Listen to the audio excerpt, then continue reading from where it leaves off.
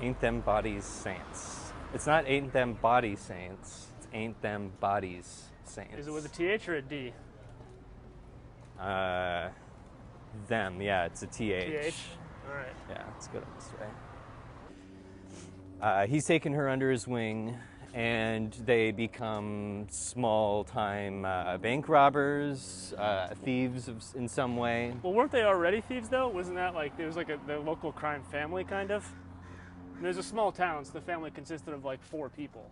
Yeah. But it was like they worked for her dad. Was it her dad? That's one thing that was really up in the air for me. I didn't really know what the relationship was with that guy, and I didn't even know who the fuck that guy was until almost the end of the movie. Yeah.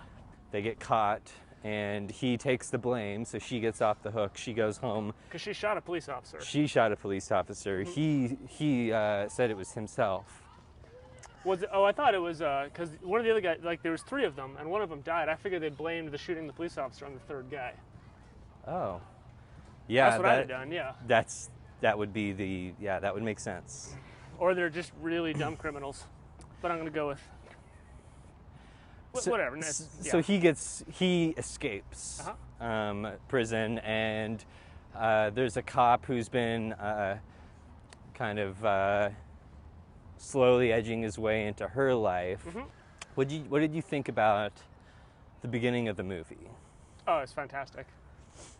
I think I may have liked the beginning of the movie. That may be my favorite part of the movie, and there were some great elements in this film. So it was such a simple scene. It was just 2 people in love in a field having an argument, and there was just so much vulnerability and sort of it was very honest and very realistic in its own way. Absolutely. I felt that that opening scene, I thought one of the best parts of this entire film is the acting, and that opening scene really, really shows off the strength of 2 actors who I never really thought of before as being that good, but they had this very natural tone. It just felt very realistic. It didn't feel rushed or forced. Yeah. Everything just felt very natural, and it came off beautifully. I've heard a lot of people draw comparisons from this film to like Terrence Malick, and I see why people are doing that, and I think there's some validity there, but I feel like people should just watch more films in the 70s, because I think this has a lot in common with an entire decade of cinema, and not just Terrence Malick. Like, the comparison to Badlands is apt and understandable, and it makes sense. Mm-hmm. The fact that it takes place in Texas makes it even more so. But there's just like, I mean, the same kind of style you'll see in like 5 Easy Pieces, or, I don't know, Easy Rider. Yeah, the spirit of the early New Hollywood, the early 70s cinema. I mean, it was very much inspired by that. I think that's kind of a lazy review. That's kind of like when somebody, anytime there's a crime movie where the dialogue is halfway well written, they're like, oh, it's a Tarantino knockoff. Yes. Why? Why is that the case? Like, why is he the only guy who's allowed to make genre crime pictures with good dialogue? Or if they have a British accent, it's a Guy Ritchie ripoff. That movie that I worked on, Melvin, it's told in a nonlinear fashion. Like, it constantly goes back and forth.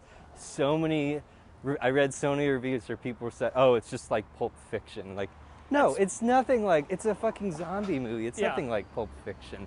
Just because there's a scene that's a flashback in the middle of the movie and then it cuts back does not make it a Tarantino movie at all. I'm flattered, but you're fucking wrong. Yeah, exactly. I felt like this movie was kind of had a timeless feel to it. It wasn't. They didn't make such a deliberate choice to really show like the time period it was made. Right, like, hey, you're in the 70s now. Yeah. Look at this 70s stuff. Yeah. I'll have a Coca-Cola. That'll be 10 cents.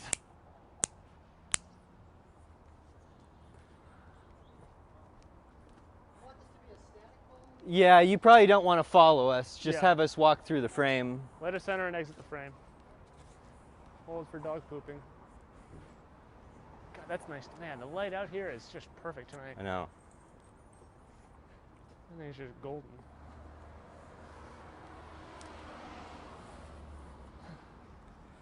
Yeah, so What about the supporting performances? Did you like the other characters in the film? Oh, I did. I thought that was one of the nicest things about this was every character, like it was very well balanced, and even minor characters seemed developed. I don't like the idea of an all-star cast.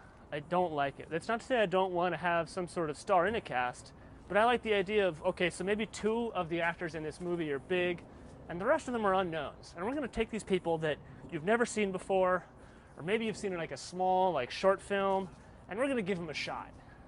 Because I feel like that just makes the film process more interesting, because you're getting that comfortable thing, which is good, but you're also getting that sort of new thing, which is missing from a lot of films.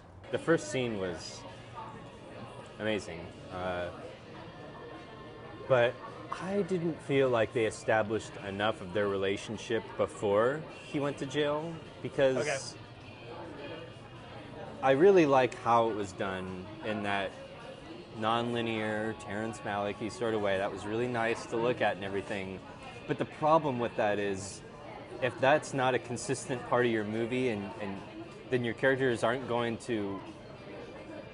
I didn't establish their relationship enough in my head. Like, I didn't feel enough of the scenes where he's in prison and she's not, and they're longing for each other. Like, I didn't... Seemed a little hollow to you? Not hollow, but like there's not a lot of weight to it because you didn't know why they cared about each other. Exactly. Like, there wasn't... I wanted more of their relationship before, and that's the problem with showing it just purely through imagery. It's kind of hard to get that relationship and know why they care about each other so much. Why is it that hard to be separated from each other?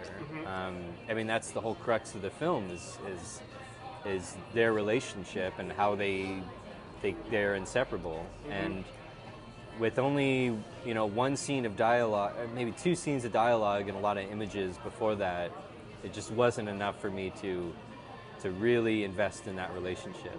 See, well, let me give a count. I think I hear what you're saying. One thing I may have liked about this film, I'm still thinking about it, but in my mind, I was always very curious. Like, I always knew that his character, the protagonist, the Casey Affleck character, that his goal in life was to be with this woman. That's all he wanted, to be with this woman and his daughter. Like, that was very clear to me. What was less clear to me was how much she was interested in being with him. Not to say that I think she was completely indifferent about it, or that she didn't want to do it, but I was curious. Like, a guy goes away to jail like that, you can imagine in his mind that person is the only thing that gives him hope and gives him purpose. And she's out. Like, she has to deal with like raising this kid all the time. Yeah, I could certainly see where the first act of the film was a little confusing, especially the father character, or whoever he was. We just saw the film and we're both a little shaky on who he was. Yeah. I really like ambiguity in film. I really do. But I felt like the ambiguity in this film was more out of a lack of confidence, a kind of an insecurity about which road the director or the writer should take. For instance, Ben Foster's character, the cop, really well played, very subtly played. He could have totally went balls to the wall and been really angry and violent, and I'm so glad he didn't. But at the same time, like, I guess he's in love with her, and I guess he still really wants to capture the boy. I guess he's in love with her. Well, I think he's in love with her. I don't doubt that for a second. One of the things I thought was interesting about the film was my read on it was that he kind of, if he could, his job as like a sheriff or a deputy or whatever it is, he has to go try and catch this guy. I don't think he really wants to. I think he feels bad that he's in jail.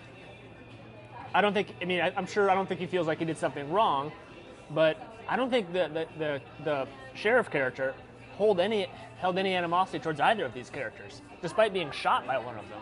This doesn't feel like Oscar bait or Sundance bait. No, yeah. Sundance bation? Yeah, I was trying to think of it, Oscar bation, Sundance bation. Sundance baiting. Indie Spiribation. Indie Spiribation. No, it doesn't. This does not feel like prepackaged independent film. Like, they were smart in that they do use tropes that they know work, and they did use sort of like structures and things like that worked, but The kid was cute, but the kid wasn't in your face cute. There wasn't. I mean, yeah, okay. There was a shot of a kid playing with kittens. Yeah, but it wasn't. It wasn't in your face at all. It was the kid was a very natural style. I didn't feel like the director was behind the camera saying, "Oh, kid, smile some more, play with the kitten, dance a little bit," like how I pictured Beast of the Southern Wild being. It just, the whole movie had a very natural feel to it. Yeah, and it didn't want to be liked. That's not to say that it wanted to be hated, which is a different thing. It just didn't. It was uninterested in whether or not you liked it or not. It was just trying to tell a story and get out like an emotion, which I think is sort of like at the heart of what makes like a good independent film. I'm really excited to see where this director goes. I hope he makes more films in the future and he grows as a director. Mm-hmm.